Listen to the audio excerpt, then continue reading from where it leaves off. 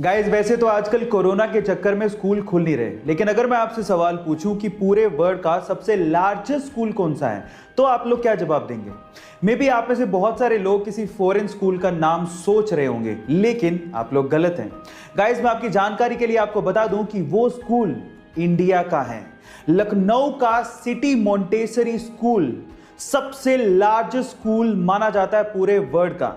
उसमें 45,000 से भी ज्यादा बच्चे पढ़ते हैं। ओह माय गॉड गाइस, इसी वजह से उस स्कूल का नाम Guinness book of world record में भी शामिल है। गाइस अगर आपको भी ये लगता है कि ऑर्गेनिक फूड पेस्टिसाइड फ्री होते हैं और उसकी वजह से वो ज्यादा हेल्दी होते हैं और नॉर्मल फूड इतने ज्यादा हेल्दी नहीं होते as compare to organic food, तो आप लोग गलत सोचते हैं। मैं आपको आपकी जानकारी के लिए बता दूं कि नॉर्मल फूड और ऑर्गेनिक फूड दोनों में इक्वल अमाउंट ऑफ न्यूट्रिशंस होते हैं। जी हां, और दोनों में पेस्टिसाइड भी यूज होते हैं। तो दोनों में फर्क क्या है? दोनों में फर्क सिर्फ इतना है कि ऑर्गेनिक फूड में जो पेस्टिसाइड यूज किया जाता है वो नेचुरल होता है, ह्यूमन मेड नहीं होता। इनफैक्ट अगर आप नॉर्मल सब्जियों को भी उतनी शिद्दत से धो के पका के खाओगे तो वो उतने ही हेल्दी होते हैं जितने की ऑर्गेनिक फूड होते हैं। सो ये इंटरेस्टिंग फैक्ट जान के आपको कैसा लगा चैट सेक्शन में लिखना मत भूलिएगा। ये बात है उस जमाने की जब अंग्रेज हिंदुस्तान पे राज किया करते थे। तब जमशेदजी टाटा मुंबई के वॉटसन होटल पहुंचे, लेकिन उन्हें होटल के अंदर जाने ही नहीं दिया गया क्योंकि वो होटल स्पेशली यूरोपियंस के लिए बनवाया गया था। यहां तक तो ठीक था, लेकिन उस होटल के गेट पे जो लिखा था उसे पढ़ के जमशेदजी टाटा जी को बहुत बुरा लगा। उस गेट पे लिखा हुआ था कि यहाँ कुत्तों का और इंडियंस का आना सख्त मना है। यह पढ़ के किसी को भी बुरा लगता, लेकिन जमशेदजी टाटा जी ने इस बात को दिल पे लगा लिया और उन्होंने उस दिन कसम खाई कि वो मुंबई में हिंदुस्तान का सबसे खूबसूरत होटल बनवाएंगे।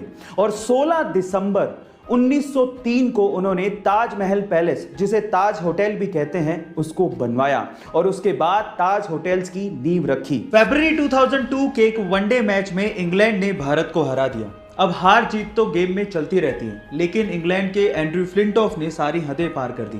उसने अपनी टी शर्ट उतारी और नंगे बदन पूरे वानखेड़े स्टेडियम का चक्कर लगाते हुए इंडिया टीम का मजाक उड़ाया। अब ऐसी हरकत की है तो बदला तो लेना बनता है। बदले का मौका आया 4 महीने बाद ही, जब लॉर्ड्स के मैदान पे इंडिया और इंग्लैंड का फाइनल मैच चल रहा था और उसे इंडिया ने ना सिर्फ जीता, ट्रॉफी अपने नाम की, और उसी वक्त सौरव गांगुली ने इसका बदला भी लिया। उसने भी टी शर्ट उतारी और ईंट का जवाब पत्थर से दिया। आपको ये इंसिडेंट सुन के कैसा लगा चैट सेक्शन में लिखना मत भूलिएगा। गाइस अगर आप रेड कलर कोक के केन को पानी में डालेंगे तो आप देखेंगे कि वो डूब जाएगा, लेकिन अगर आप डाइट कोक के केन को पानी में डालेंगे तो वो फ्लोट करने लगेगा। सवाल ये कि ऐसा क्यों होता है? आप में से कई लोग शायद ये कहेंगे कि ये मटेरियल की वजह से होता है जो कि कोक के केन को बनाने में यूज हो रहा है, लेकिन गलत। एक्चुअली ये हो रहा है डिफरेंट टाइप की शुगर को यूज करने की वजह से। आपको मैं आपकी जानकारी के लिए बता दूं कि रेगुलर कोक में रेगुलर शुगर यूज की जाती है, जबकि डाइट कोक में एक आर्टिफिशियल स्वीटनर एस्पर्टेम को यूज किया जाता है जो कि शुगर से काफी गुना ज्यादा मीठा होता है, जिसकी वजह से उसकी बहुत ही कम क्वांटिटी से काम चल जाता है।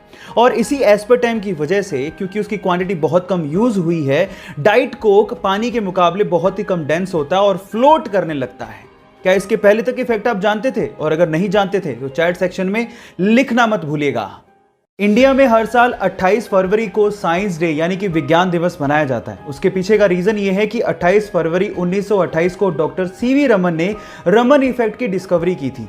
लेकिन अगर मैं आपसे सवाल पूछूं कि स्विट्जरलैंड में साइंस डे कब और क्यों मनाया जाता है तो आप लोग क्या कहेंगे? डोंट वरी, मैं आपको इसका आंसर देता हूं। स्विट्जरलैंड में हर साल 26 मई को साइंस डे मनाया जाता है और इसके पीछे का रीजन जान के आपको बहुत प्राउड फील होगा, क्योंकि 26 मई 2006 को डॉक्टर एपीजे अब्दुल कलाम ने स्विट्जरलैंड को विजिट किया था और जैसे ही उन्होंने वहां पे कदम रखा, वहां की सरकार ने 26 मई को विज्ञान दिवस घोषित कर दिया। यह फैक्ट जान के आपको कैसा लगा चैट सेक्शन में लिखना मत भूलिएगा।